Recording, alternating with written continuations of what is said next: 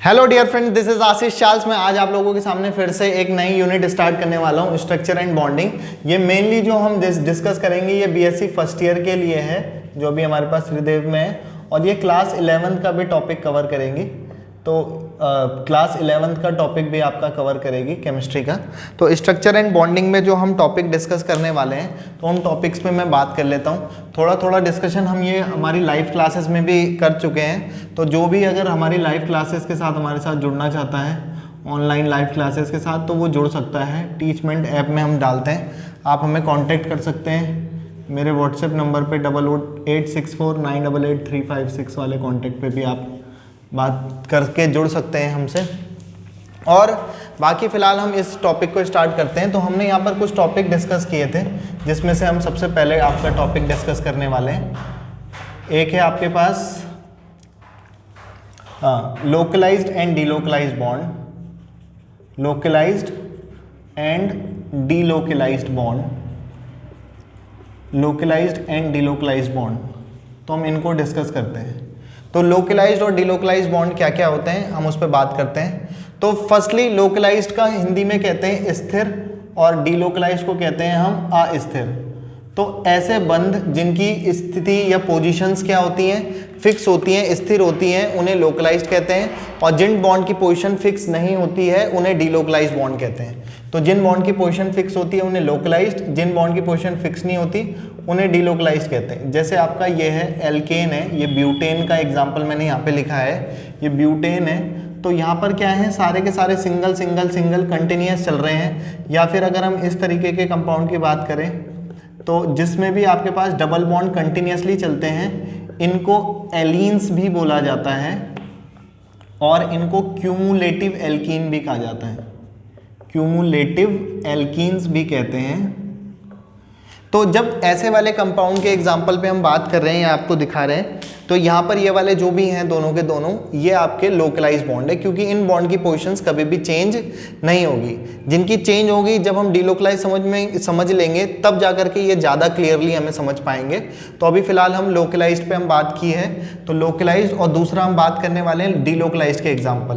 तो for example जैसे आप यहाँ पे देख सकते हो, CH2 double bond CH, single bond CH, double bond आपका CH2, ब्यूट 1,3 डाइन, ब्यूटाडाइन भी कहते हैं इसको शॉर्ट में। तो आप इस टाइप के मॉलिक्यूल को देखो जिसमें double bond, single bond, double bond. अगर मैं इसे और एक्सटेंड करना चाहूँ तो आपको और भी एक्सटेंड करके दिखा सकते हैं। Double bond, single bond, double bond, single bond, double bond, इसको कहते हैं ऑल्टरनेटिव अरेंजमेंट। तो जब कभी भी किसी भी मॉलिक्यूल में, सिंपली आपको एक टर्म और सिखा देता हूँ मैं यहाँ पर आपको, कॉन्जुगेशन। मैं आपको यहाँ पे इसे क्लियर कर लेता हूँ कि ये क्या है। तो कॉन्जुगेशन किसे कहते हैं? कॉन्जुगेशन के केस में आपके पास ऐसा होता है कि जिन भी बॉन्ड की पोजीशंस आपकी फिक्स होती हैं उन्हें लोकलाइज्ड, और जिनकी पोजीशन फिक्स नहीं होती है उन्हें डीलोकलाइज्ड बॉन्ड कहते हैं। और साथ ही साथ जिनमें ऑल्टरनेटिव अरेंजमेंट होता है, किस चीज़ का? सिंगल बॉन्ड डबल बॉन्ड का, सिंगल बॉन्ड निगेटिव चार्ज का, सिंगल बॉन्ड पॉजिटिव चार्ज का, या फिर आपके पास सिंगल बॉन्ड और lone pair electron alternative arrangement में लगे होते हैं, ऑल्टरनेटिव अरेंजमेंट में लगे होते हैं। तो इसका मतलब उस सिस्टम में कॉन्जुगेशन प्रेजेंट है।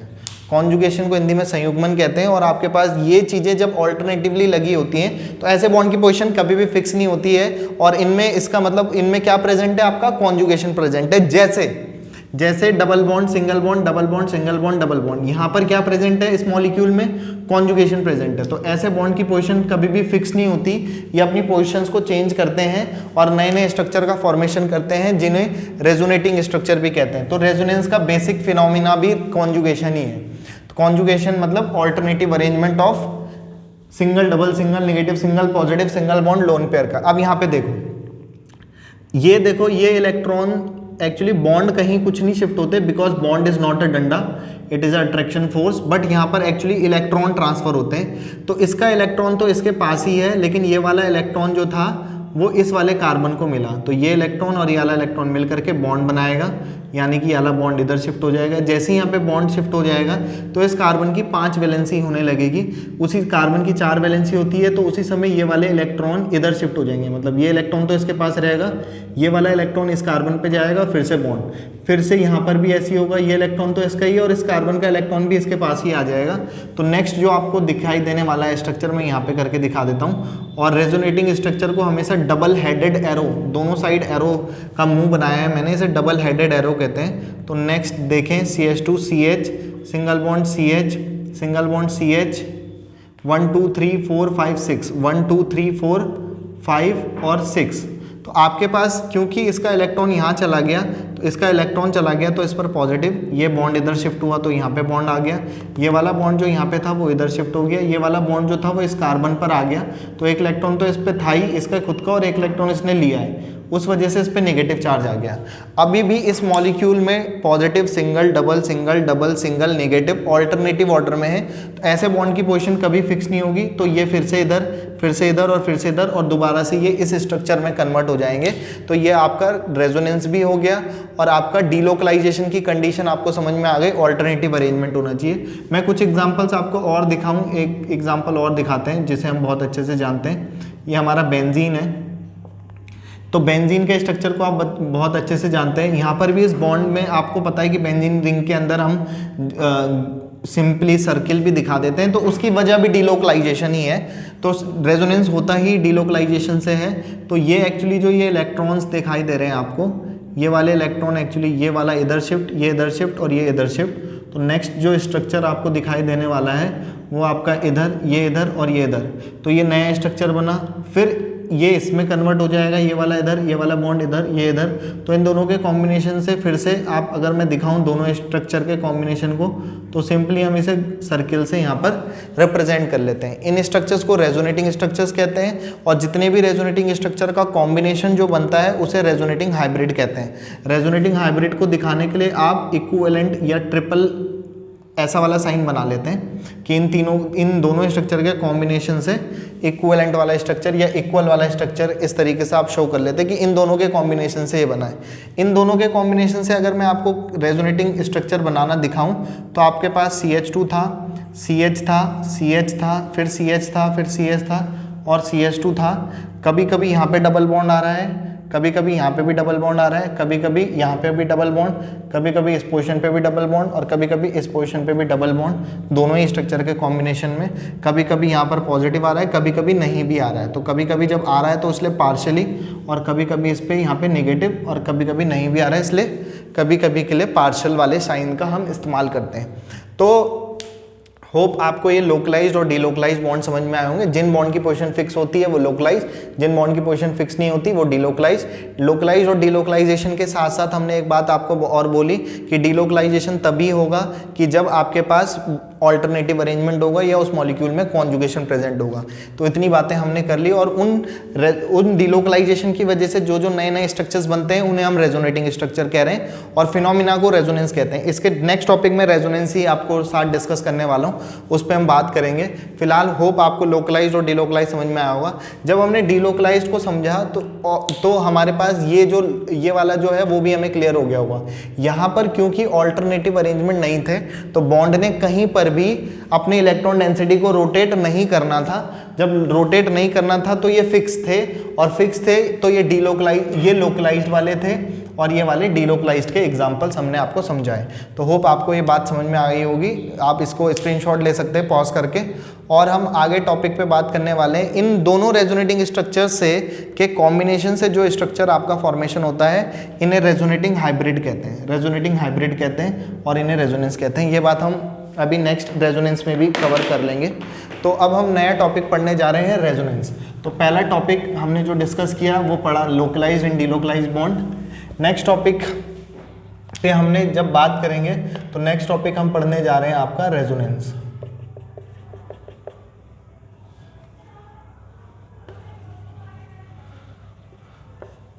रेजोनेंस पे हम बात करेंगे। तो रेजोनेटिंग स्ट्रक्चर और रेजोनेंस क्या होता है? रेजोनेंस को हिंदी में अनुनाद भी कहते हैं।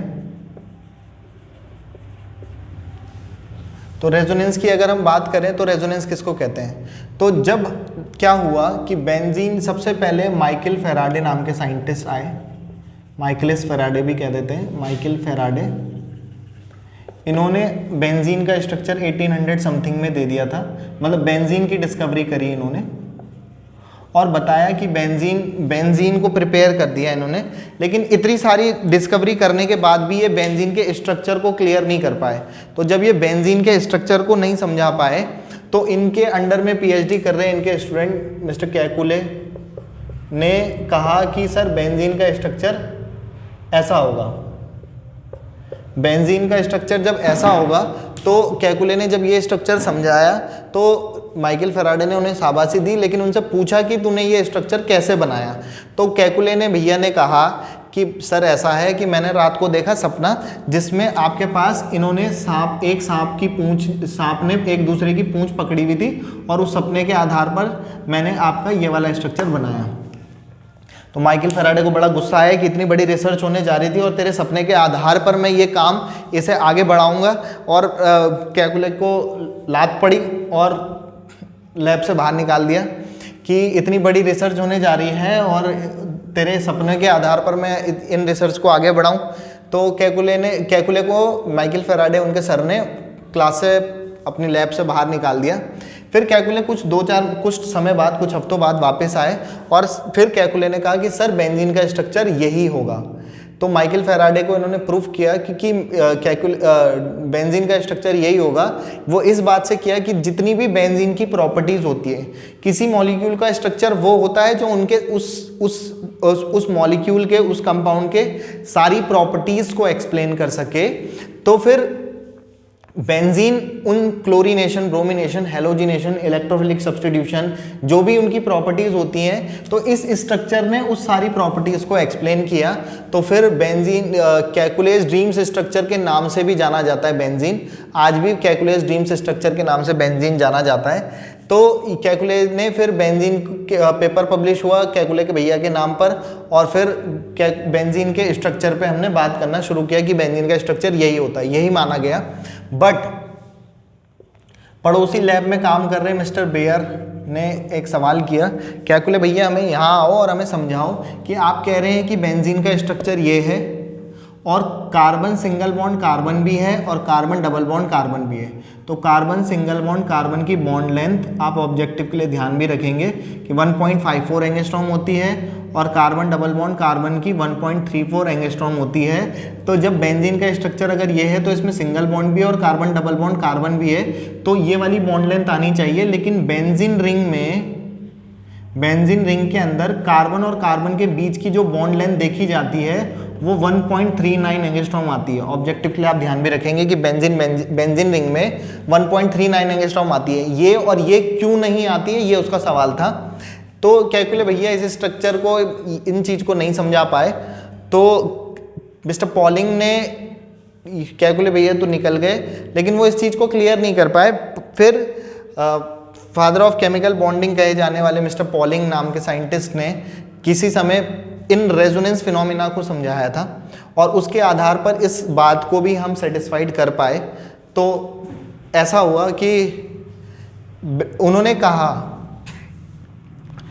पॉलिंग ने बताया कि जब मॉलिक्यूल में ऑल्टरनेटिव अरेंजमेंट होते हैं, जैसे ये या फिर ये या ये, मैं ये सारी चीज़ें अभी आपको पहले ही क्लास में कवर कर चुका था, तो ऐसे बॉन्ड की पोजीशंस कभी भी फिक्स नहीं होती है, जैसे यहाँ पे भी नहीं है। तो इसीलिए उन्होंने कहा कि बेंजीन का स्ट्रक्चर ना तो ये है और ना ही ये है, बेंजीन का स्ट्रक्चर एक्चुअली ये है। इसीलिए सारी के सारे बॉन्ड क्योंकि डिलोकलाइजेशन की वजह से एक जैसे हो जाते हैं, इसीलिए उसकी बॉन्ड लेंथ एक जैसी आती है जिसकी वैल्यू 1.39 एंगस्ट्रॉम होती है। इसलिए बेयर भैया बेंजीन में ना तो ये आती है ना ये आती है, एक जैसी इसलिए आती है। अब बेंजीन का स्ट्रक्चर ना ये है ना ये, एक्चुअली में ये है। इस मॉलिक्यूल का स्ट्रक्चर ना तो ये है ना ये, इसलिए ये है। तो आप ऐसे करके, तो रेजोनेंस को दूसरे ढंग से भी समझाया गया, एक्सप्लेन किया गया। तो रेजोनेंस को ऐसे डिफाइन किया गया कि जब हम किसी मॉलिक्यूल के एक सिंगल स्ट्रक्चर से उसकी सारी प्रॉपर्टीज़ को एक्सप्लेन नहीं कर पाते हैं तो हम उस मॉलिक्यूल के दो या दो से ज़्यादा स्ट्रक्चर बनाते हैं। जब हम किसी मॉलिक्यूल के एक सिंगल स्ट्रक्चर से हम उसकी सारी प्रॉपर्टीज़ को एक्सप्लेन नहीं कर पाते हैं तो हम उसके 2 या 2 से ज़्यादा स्ट्रक्चर बनाते हैं जिन्हें रेजोनेटिंग स्ट्रक्चर कहते हैं। तो जब हम किसी मॉलिक्यूल के एक सिंगल स्ट्रक्चर से उनकी सारी प्रॉपर्टीज़ को एक्सप्लेन नहीं कर पा रहे थे तो हमने उसके 2 या 2 से ज़्यादा स्ट्रक्चर बनाए जिन स्ट्रक्चर्स को रेजोनेटिंग स्ट्रक्चर्स कहते हैं, और उन सारे स्ट्रक्चर से कॉम्बिनेशन करके जो स्ट्रक्चर बनता है उन्हें रेजोनेटिंग हाइब्रिड कहते हैं। उन्हें रेजोनेटिंग हाइब्रिड कहते हैं। ये रेजोनेटिंग हाइब्रिड है, ये आपका रेजोनेटिंग हाइब्रिड है, और ये आपके रेजोनेटिंग स्ट्रक्चर्स हैं। तो रेजोनेटिंग स्ट्रक्चर और रेजोनेटिंग हाइब्रिड हो गया। मैं यहाँ पर आपको एक टर्म और क्लियर करने वाला हूँ जिसमें आपके पास आएगा रेजोनेटिंग एनर्जी। तो रेजोनेटिंग एनर्जी किसे कहते हैं? तो रेजोनेटिंग एनर्जी में बेसिकली ये होता है कि किसी मॉलिक्यूल में रेजोनेटिंग हाइब्रिड मॉलिक्यूल ये जो बना है ये और इसके किसी भी एक रेजोनेटिंग स्ट्रक्चर के बीच की एनर्जी का डिफरेंस, सपोज इसकी एनर्जी 5 और इसकी 20 है, तो इनका या फिर इन दोनों के बीच की एनर्जी का जो भी गैप आएगा उस एनर्जी गैप को ही हम रेजोनेटिंग एनर्जी कह देते हैं। The energy difference between the resonating hybrid energy and the molecule and any resonating structure molecule energy difference is called resonating energy. तो हम यहाँ पर आपको 2-3 टर्म क्लियर कर चुके हैं। रेजोनेंस को हम पहले भी समझा चुके थे आपको, और रेजोनेंस भी हमने कवर कर लिया, और आपका जो पहले था वो भी हम कवर कर चुके हैं।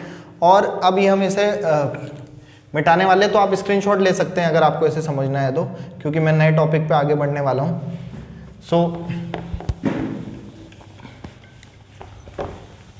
सो हमने यहाँ पर आपको 2 टॉपिक कवर कर चुके हैं, कॉन्जुगेशन भी हमने कवर कर लिया। तो अब हम यहाँ पे आगे एक और नए टॉपिक पे बात करने वाले हैं अभी, जिसमें हम आपको बात करेंगे, हाइपर कॉन्जुगेशन भी पढ़ाना था आपको, और आपका एक और टॉपिक डिस्कस करेंगे हम इसमें। तो एक टॉपिक हमारे पास इसमें जो है डिस्कस करने के लिए वो है हमारा तीसरा है एरोमेटिसिटी। एरोमेटिसिटी क्या होता है? इस टॉपिक को मैं नहीं बताऊंगा क्योंकि इस पर मैं पहले भी वीडियो बना चुका हूं अलग से, बहुत सारे एग्जांपल्स के साथ मैं इसे डिस्कस कर चुका हूं, तो इस पर मैं वीडियो नहीं बनाऊंगा। मैं लिंक डिस्क्रिप्शन में डाल दूंगा इस एरोमेटिसिटी वाली वीडियो का।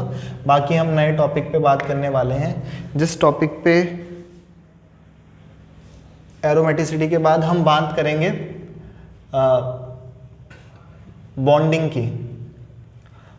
की बात करेंगे, केमिकल बॉन्डिंग की बात कर लेते हैं।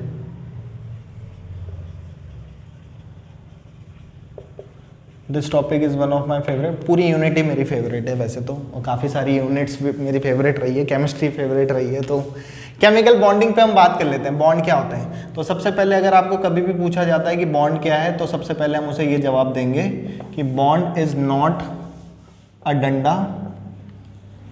जैसे हम ये बोलते हैं कि इनके बीच ये डंडा लगा है तो ये बॉन्ड है, तो बॉन्ड इज नॉट अ डंडा। It is a attraction force between atoms ions and molecule. Atom ion और मॉलिक्यूल के बीच का जो फोर्स, एटम आयन और मॉलिक्यूल के बीच जो फोर्स ऑफ अट्रैक्शन लग रहा है उसे बॉन्ड कहते हैं। अगर मेरा बॉन्ड मेरे पेरेंट्स के साथ है तो मुझे उनके साथ डंडा लगा के घूमने की जरूरत नहीं, उनके साथ एक फोर्स ऑफ अट्रैक्शन है जिसकी वजह से मैं उनसे या वो मुझसे या सारी दुनिया एक दूसरे से कनेक्टेड है, दैट इज कॉल्ड बॉन्ड। और केमिकल बॉन्ड जब हम पढ़ते हैं तो ये केमिकल बॉन्डिंग वैसे तो इनऑर्गेनिक का टॉपिक है, जिसमें हम कोवेलेंट आयनिक कोऑर्डिनेशन और फिजिकल फोर्सेस में बात करते हैं, वॉन डर वाल फोर्स, हाइड्रोजन बॉन्डिंग के बारे में बात करते हैं। लेकिन हम सिंपली यहाँ पे बात करने वाले हैं कि हमारे लिए ऑर्गेनिक केमिस्ट्री में 3 टाइप के बॉन्ड चलते हैं, सिंगल बॉन्ड, डबल बॉन्ड और ट्रिपल बॉन्ड। तो यहाँ पर हम बॉन्डिंग कैसे होती है, एक तो सिग्मा बॉन्ड होता है। तो यहाँ जिन केमिकल बॉन्ड के बारे में हम बात करते हैं कार्बन कार्बन के बीच की, तो सिग्मा और पाई बॉन्ड चलते हैं। तो हम बात कर रहे हैं बॉन्डिंग की। तो हम अगर बॉन्डिंग को थोड़ा सा बेस से समझाने की कोशिश करें तो आओ सीखें।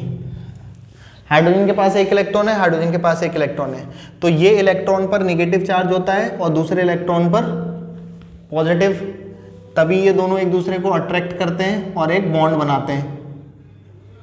लेकिन कभी कोई भी आपको कितना डरा धमका के भी पूछे तो हमेशा ध्यान रखना, इलेक्ट्रॉन्स पर हमेशा निगेटिव चार्ज होता है, कोई पॉजिटिव चार्ज नहीं होता। अब जब ये इलेक्ट्रॉन पर निगेटिव है तो ये एक दूसरे से जुड़ते कैसे हैं और बॉन्ड कैसे बनाते हैं, सवाल ये है। तो एक्चुअली में क्या होता है कि जब दो एटम के बीच बॉन्ड बनता है तो जैसे कोवेलेंट के अकॉर्डिंग, लुईस के अकॉर्डिंग शेयरिंग होती है, इसने इससे शेयर किया, इसने इससे शेयर किया और शेयर पेयर के इलेक्ट्रॉन इनके जो थे वो बीचों बीच आ गए, तो लुईस की थ्योरी फेल हो जाती है यहाँ पे तो बॉन्डिंग को समझने के लिए। तो लेकिन जब कभी भी बॉन्ड बनते हैं तो बॉन्ड बनने के लिए इलेक्ट्रॉन पार्टिसिपेट नहीं करते, ऑर्बिटल पार्टिसिपेट करते हैं। ऑर्बिटल कॉन्सेप्ट वीबीटी समझाती है हमें, वो क्लास 11th में भी ये बात बोली जाती है कि जब बॉन्ड बनता है दो एटम के बीच तो इलेक्ट्रॉन पार्टिसिपेट ना कर करके एक्चुअली में ऑर्बिटल पार्टिसिपेट करते हैं। और ऑर्बिटल यहाँ पर जब हम सीखेंगे तो ओवरलैपिंग करते हैं और बॉन्ड का फॉर्मेशन करते हैं। तो यहाँ पर हम बॉन्ड के ओवरलैपिंग से ऑर्बिटल की ओवरलैपिंग से हम बॉन्ड को बनाना सीखेंगे। तो हम सीखते हैं, आपके पास बॉन्डिंग करना सिखाते हैं आपको। तो यहाँ पर हमारे पास जो बॉन्ड के टाइप्स चलते हैं केमिकल बॉन्ड के साथ, तो पहली बात तो है किसी भी दो एटम के बीच, पहली बात तो बॉन्ड तब बनेगा जब दो अलग अलग एटम होंगे। जिंदगी में किसी के साथ बॉन्ड बनाने के लिए जिंदगी में कोई हो तो सही जिसके बारे में कुछ सोचा जाए, तभी जिसके बारे में सोचने के लिए जिंदगी में कोई होनी चाहिए या होना चाहिए, तभी जा करके उनसे कोई बॉन्डिंग बनी जा सकती है। कोई है ही नहीं, इमेजिनेशन में क्या बॉन्डिंग बनाएंगे, तो ज़िंदगी में कोई होना चाहिए जिसके साथ हम बॉन्डिंग बनाने के लिए हम सोच सकें। तो हमें एक्चुअली बॉन्ड बनाने के लिए कम से कम दो चीज़ें चाहिए। जब दो चीज़ें होंगी तभी वो आपस में क्या करेंगे, ओवरलैप करेंगे और उनके बीच कोई बॉन्डिंग बन सकती है। तो ओवरलैपिंग कैसे होती है, तो सिंपली अगर हम बात करें ऑर्बिटल कॉन्सेप्ट के अकॉर्डिंग, तो यहाँ पर हम बॉन्ड, जैसे हम बताएं कि हाइड्रोजन, मैं यहाँ पे टाइप्स में भी समझा सकता हूँ आपको, टाइप्स में क्लियर कर लेते हैं। तो बॉन्ड सिंपली क्या है, it is a force of attraction between atoms, ions and molecules and it is not formed by the sharing of electron, it is mainly formed by the orbital overlapping. तो orbital overlapping कैसे होती है वो हम types में cover कर लेंगे, types of bond. तो हम जब ऑर्गेनिक केमिस्ट्री में पढ़ेंगे तो हम दो टाइप के बॉन्ड के बारे में बात करेंगे।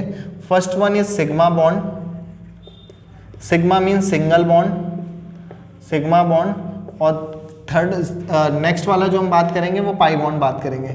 तो पाई सिग्मा बॉन्ड तब बनते हैं जब दो अलग अलग एटम आपस में लीनियर ओवरलैपिंग करते हैं। जब दो अलग अलग एटम आपस में लीनियर ओवरलैपिंग करते हैं तो लीनियर ओवरलैपिंग करने पर वो आपका क्या बनाते हैं, लीनियर ओवरलैपिंग से आपका सिग्मा बॉन्ड बनाते हैं। तो लीनियर ओवरलैपिंग का क्या मतलब है, तो जैसे आपके पास हाइड्रोजन प्लस हाइड्रोजन मिलकर के H2 बनाया, तो हाइड्रोजन का 1s1 ऑर्बिटल, दूसरे वाले हाइड्रोजन का भी 1s1 ऑर्बिटल, तो हाइड्रोजन का एक s ऑर्बिटल, दूसरे हाइड्रोजन का भी एक s ऑर्बिटल, s ऑर्बिटल और s ऑर्बिटल आपस में मिलकर के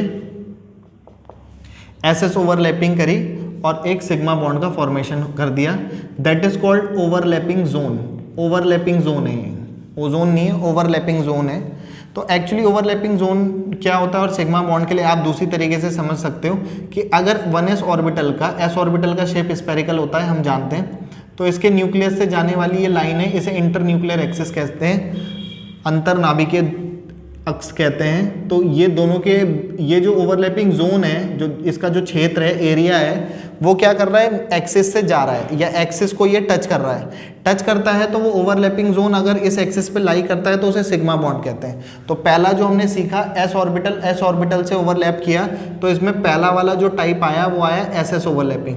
जब एक एटम का s ऑर्बिटल दूसरे एटम के s ऑर्बिटल से ओवरलैप करता है तो सिग्मा बॉन्ड बनता है। दूसरी हम बात कर ले हैं sp और ओवरलैपिंग की। तो sp ओवरलैपिंग में आपको मैं एक एग्जांपल दिखाता हूँ। हाइड्रोजन का 1s1, क्लोरीन लेता हूँ, इसमें क्या होगा, एक s और एक p पार्टिसिपेट करेगा दूसरे एटम का। तो क्लोरीन का होता है आपका 17, तो सिंपली 287, क्योंकि वैलेंस वाले ही पार्टिसिपेट करते हैं तो मैं यहाँ पे सिर्फ वैलेंस के ही ऑर्बिटल शो कर रहा हूँ, 3s2 3p5, 3s2 और आपका 3p5।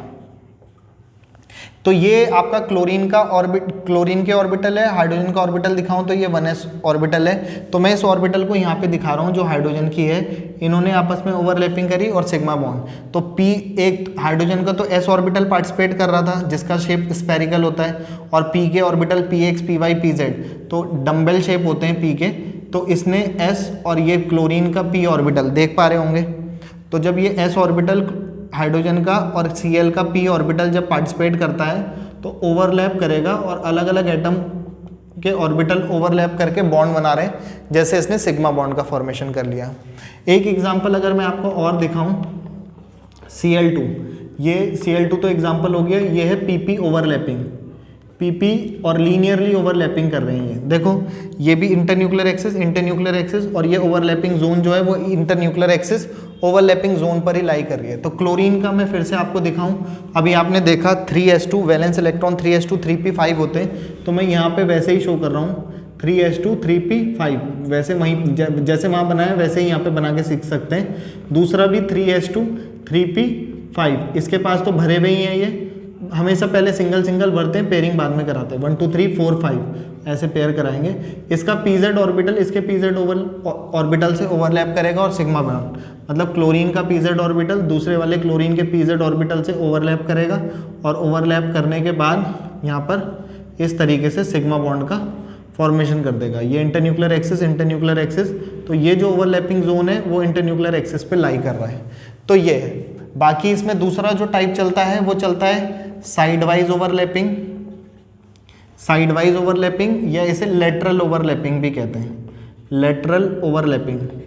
तो लेटरल ओवरलैपिंग में क्या होता है आपके पास, लेटरल ओवरलैपिंग में साइड ओवरलैप करते हैं। ये मैं आपको जब मैं नया टॉपिक हाइब्रिडाइजेशन पे बात करूंगा उस पर मैं क्लियर कर लूँगा।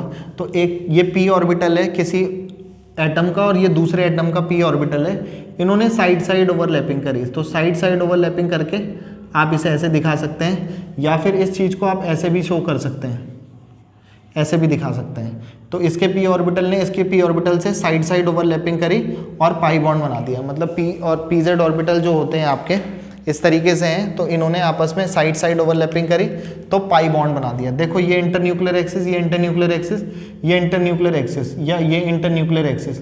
तो ये जो पाई ओवरलैपिंग जोन जो हैं ये इंटरन्यूक्लियर एक्सिस पे लाई नहीं कर रहे। अबव द प्लेन और below the plane electron density घूम रही है और बस इलेक्ट्रॉन डेंसिटी के घूमने से ही बॉन्ड का फॉर्मेशन हो रहा है। एक सिग्मा बॉन्ड बना रहे हैं और साइड वाइज से पाई बॉन्ड का फॉर्मेशन होता है। तो हम यहाँ पे एक नया टॉपिक भी ख़त्म कर चुके हैं, जिसमें आप इसे पॉज करके स्क्रीनशॉट ले सकते हैं। आप इसका स्क्रीनशॉट ले लें और फिर हम आगे बढ़ते हैं नेक्स्ट टॉपिक में। ये वीडियो काफ़ी बड़ी हो गई है, तो हम हाइब्रिडाइजेशन का एक टॉपिक है उसको हम बाद में डिस्कस कर लेंगे, और भी इसमें बहुत सारे इंपॉर्टेंट टॉपिक है वो हम नेक्स्ट पार्ट में वीडियो बना लेंगे, पार्ट 1 है। तो बाकी आप वीडियो पे प्यार बरसा दिया करें, क्योंकि लाइक शेयर बहुत मेहनत लगती है आप लोगों के वीडियो बनाने के लिए। मैं कभी अपनी वीडियोस में लाइक शेयर कमेंट के लिए नहीं कहता। चैनल को सब्सक्राइब कर लें ताकि आपके काम ही आना है, क्योंकि इन्फॉर्मेटिव वीडियोस बनाते हैं तो आपके लिए काम आए। बाकी फ़िलहाल हमारी तरफ से जी लो अपनी ज़िंदगी। नेक्स्ट वीडियो में पिएंगे आप लोगों का खून। Have a good day, good bye, good night, शुभ रात्रि, शब्बा खैर, बाय बाय।